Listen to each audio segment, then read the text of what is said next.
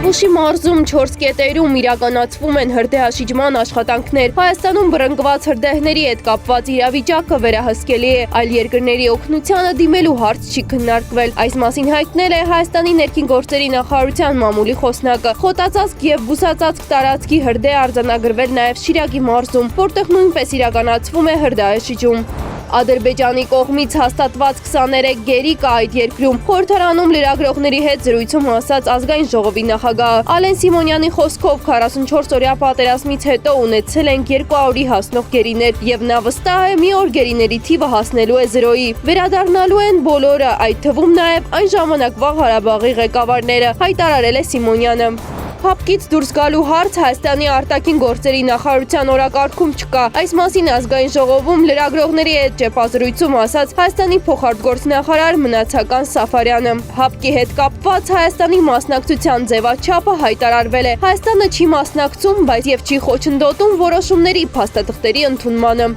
Նոյեմբերի 26-ին ազգային ժողովում ընթանում էր Հայաստանում առկա քաղբանտարկյալների եւ նրանց խախտված իրավունքների վերականգնման մասին թեմայով խորհրդարանական լսումները։ Կառավարության անդամների սեղաններին քաղբանտարկյալների նկարներն էին։ Հայաստանի վարչապետի սեղանին Շիրակի թեմի առաջնորդ Միքայել arczepiskopos Աջապահյանի լուսանկարն էր։ Ընդդիմության պնդմամբ այս պահին 60-ից ավելի անց ենթարկվում է քրեական հետապնդման քաղաքական դրդապատճառներով, իսկ նրանցից գրեթե 40-ը գտնվում է քրեակատարողական հիմնարկներում։